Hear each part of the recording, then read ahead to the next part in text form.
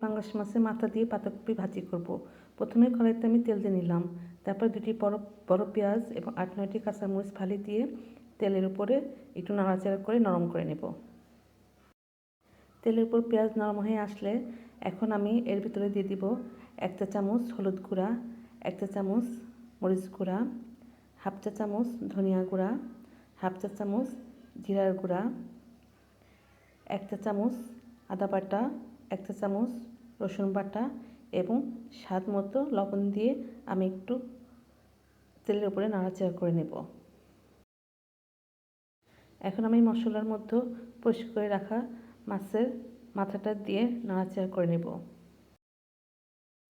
এখন আমি 2 কাপ পরিমাণ পানি দিয়ে আমি মাছের মাথাটা একটু কষিয়ে নেব।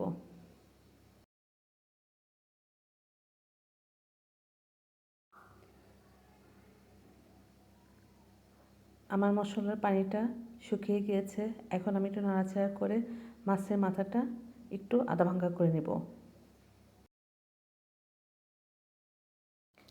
এখন কুচি করে কেটে রাখা পাতাকপি সেটা আমি দিয়ে ভালো করে নাড়াচাড়া করে ঢাকনা দিয়ে ঢেকে নেব। এখানে পানি দেওয়ার প্রয়োজন নাই, কারণ পাতাকপি থেকে যথেষ্ট পরিমাণ পানি উঠবে। সেই পানি দিয়ে মোটামুটি আমার এই ভাজিটা হয়ে যাবে, মাছ এবং পাতাকপিটা সিদ্ধ হয়ে যাবে।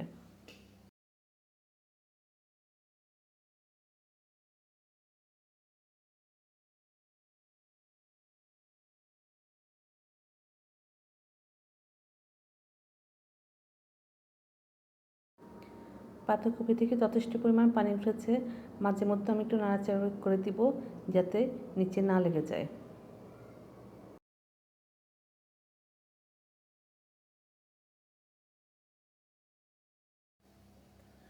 আমার পানিটা শুকিয়ে এসেছে এবং পাতাকপি সিদ্ধ হয়ে আসছে। এখন আমি ভালো করে নাড়াচাড়া করে মোটামুটি একটু ভাজা ভাজা করে আমি পাতাকপিটা নামিয়ে ফেলবো।